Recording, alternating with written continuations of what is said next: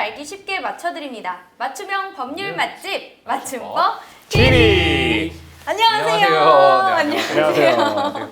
아, 제가 이제 또 이게 흥미로우면서도 조금 이렇게까지 해야 되나 싶은 주제를 갖고 왔습니다. 네. 이제 퇴사를 할 때 모든 내 컴퓨터뿐만 아니라 회사에서 필요한 정보들을 다 포맷하고 비밀번호를 싹 바꿔버리고 나간 거예요. 잡아야죠. 아니 근데 야, 그거 회사 잘못 아니야? 어떻게 했으면 그래 정도까지 오죽하면.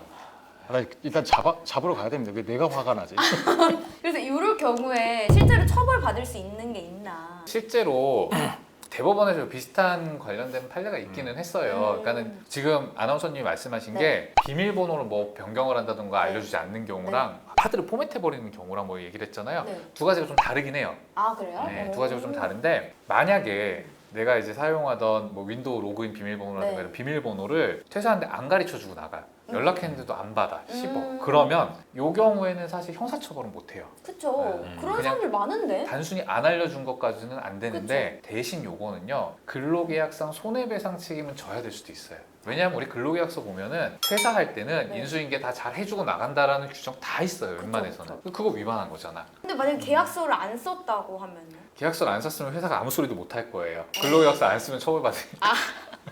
맞네, 근데 웬만해서는 다 쓰죠 요새는. 네. 그죠. 네. 그래서 웬만해서는요 회사에서는 그런 비밀번호 정도는 퇴사하기 전에 미리 파악을 해놔요 다. 네, 파악을 해놓는데 이제 문제는 그런 거 있어요. 이제 다른 직원들도 다 이제 뭐 비밀번호 알고 네. 있었던 뭐 서버 관리자 로그인하는 뭐 네, 그런 네. 것들 있잖아요. 그 비번을 변경해 버리는 경우가 있어요. 퇴사할 때. 자기 것만뿐만 네, 아니라? 이게 실제로 있었던 건데 대법원 판례가 뭐냐면은 이 사람이 전보 발령이 난 거야. 그러니까 음. 원래 하던 일에서 다른 데로 가야 되는데 전보 발령 나니까 앙심 품고 비밀번호 변경을 해버린 거예요. 아이디랑 비밀번호 접속해서 변경을 했어. 그래서 이 경우에는 네. 컴퓨터 등 장애 업무 방해라는 죄가 성립을 해요. 아, 그런 것도 있어요? 네. 컴퓨터 등 장애 업무 방해. 5년 이하의 징역이나 1,500만 원 이하의 벌금에 처해질 수 있어요. 그러니까는 요거에 따르면요. 결국 퇴사하는 날 짐 챙겨서 나가면서 내 업무 끝난 거죠. 그러면 이제 권한 없죠. 네. 근데 비밀번호 싹 다 바꿔버렸다.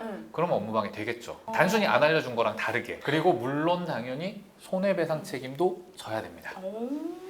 그럼 이제 또 비밀번호뿐만 아니라 아까 이제 PC를 아예 싹 다 포맷을 해버린 거. 다 포맷하고 막 날려버린 거. 디가우징했나 막 업체까지 가가지고 굳이 아예 영원히 복구 복구가 안 못하게. 되게. 복구가 불가능하게. 이게 더 처벌이 세지 않을까요? 처벌 수위는 법에 정해진 형벌의 범위는 네. 똑같아요. 근데 요것도 죄명이 어떻게 되냐면요. 전자기록 등 손괴 업무방해죄라고 해요. 근데 이런 식으로 했다면 비밀번호 바꾼 것보다 법정형의 범위는 똑같아도 실제 선고되는 건 좀 더 세게 그쵸, 처벌받겠죠. 그럴 것 같아요. 그렇죠. 그냥 단순히 하드를 포맷하는 것과 디가우징하는 것은 이게 정말 법 적대적인 게 다르잖아요.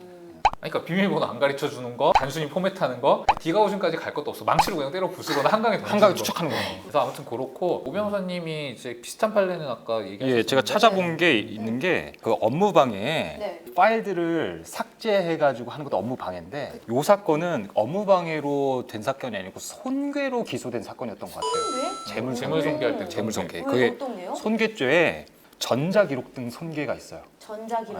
왜? 특수 매체 기록을 이걸 네. 삭제하면은 이게 손괴죄가 되는 거거든요. 그런데 당시 퇴사한 사람이 자기가 작성한 문서들을 삭제한 거예요. 근데 그건 상관없잖아. 자기가 작성한 그렇죠. 거. 그러니까 경영성과 분석표라든지 그러니까 자기가 회사 업무를 보면서 만든 파일을 삭제하고 나갔는데 당시 이 사람은 내가 만든 문서를 내가 삭제했는데 그치. 무슨 상관이냐? 네. 근데 법원이 그걸 논리를 배척한 거예요. 뭐라고 했냐면 물론 당신이 만든 건 맞다. 근데 그런 건 회사가 기록으로서 그걸 효용을 관리하고 있었으니까 결국에는 회사의 재산이다라고 본 거예요. 근데 이게요 근로계약서 얘기를 또 하자면요 네. 웬만한 회사 근로계약서에는 다 있어요. 네가 업무상 작성한 문서라든가 업무상 발생한 이런 뭐 결과물이라든가 이런 것들은 전부 회사 소유로 한다라고 해야 되어 있거든요. 내가 내 개인적인 파일은 당연히 삭제해도 아무 문제 없어요. 네. 퇴사할 때 정리하고 나가 네. 오히려 정리를 하고 나가줘야지 그쵸, 후임자를 위해서. 그쵸, 그쵸. 아까 말한 것처럼 자기가 수행한 업무라도 그거는 이제 회사의 소유물로 봐야 돼요. 그래서 아까 오 변호사님이 말한 그 대법원 판례대로 어쨌든 네가 업무를 해서 완성한 뭐 문서든 뭐 이런 거라고 하더라도 그건 회사 소유니까 그러니까 삭제를 하면 손괴죄가 된다는 거고 그로 인해서 이렇게 업무 방해가 될 수 있는 상황이면 아까 말한 대로 전자기록 등 손괴 업무 방해죄가 된다는 거예요. 원만하게 대화를 잘 풀으셨으면 좋겠습니다. 네. 그게 대화로. 잘 되진 않겠지만. 우리는 항상 평화를 사랑하니까 싸우지 말자고. 퇴사할 때는 얌전히 퇴사해야겠다. 네. 얌전히 그럼요. 퇴사하는 걸 넘어서서 네. 회사가 아무리 미웠어도 마지막까지 해야 될 건 다 해주고 인수인계 그렇죠. 해주고 그러고 나가야죠. 자, 그게 또 깔끔하죠. 네, 이렇게 해서 오늘은 퇴사 시 비밀번호 변경 또는 업무 삭제를 할 경우 어떤 처벌을 받는지에 대해 알아봤는데요. 오늘도 저희 영상 보시고 좋으셨다면 구독, 좋아요. 알림 설정까지 많이 부탁드릴게요. 네, 안녕. 안녕. 감사합니다.